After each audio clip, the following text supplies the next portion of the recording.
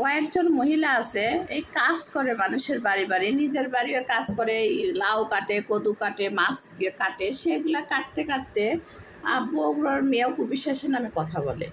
আর তুই কত বড় একটা কাজের বেটি রহিমা, হ্যাঁ তুই অপু বিশ্বাসের নামে কথা বলিস? তোর কোনো যোগ্যতা আছে?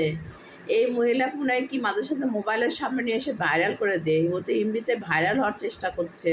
তুই কাজ করে বেড়াস, কাজ কর, একবার মাছ কুটে, একবার তরকারি কুটে, একবার হলো বিছনা গোছায়। অপু বিশ্বাসের নামে কথা বলে। অপু বিশ্বাস কি তোর নামে কোনোদিন বলছে কিছু?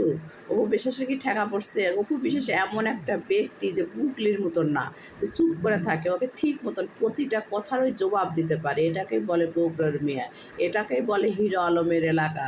হিরো আলম যেরকম বিয়ে 10টা করলো, সে তার ভাত দেওয়ার যোগ্যতা আছে, শাকিব খানের মতন না যে জায়গায় জায়গায় বিয়ে করবে, বাচ্চা হলে পারে তাকে ত্যাগ করবে, এরকম না।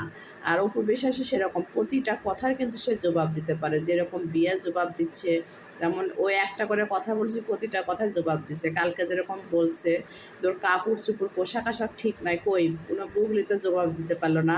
তো ওরা কোন জায়গা থেকে কাজ করতে করতে আস্তে আস্তে কোনো জবাব দিতে আসছিস? অপু বিশ্বাসে তো সব জায়গায় ডাকে, তোদের তো ডাকে না, তোর বুগলিকে তো ডাকে না, মুগলির তো ডাকে না, কাউকে তো ডাকে না।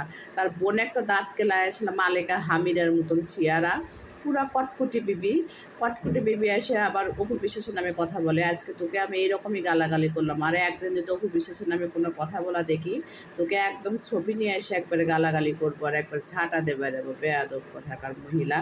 আর একদিন অপু বিশ্বাসে গালাতে আসবি না, গালালে না একদম হিরো আলমের সঙ্গে একবারে পাঠায় দিব, তারপরে তোর বাড়িতে যত কাজ করা লাগে সব করে দিয়ে আসবে। বেয়াদব মহিলা।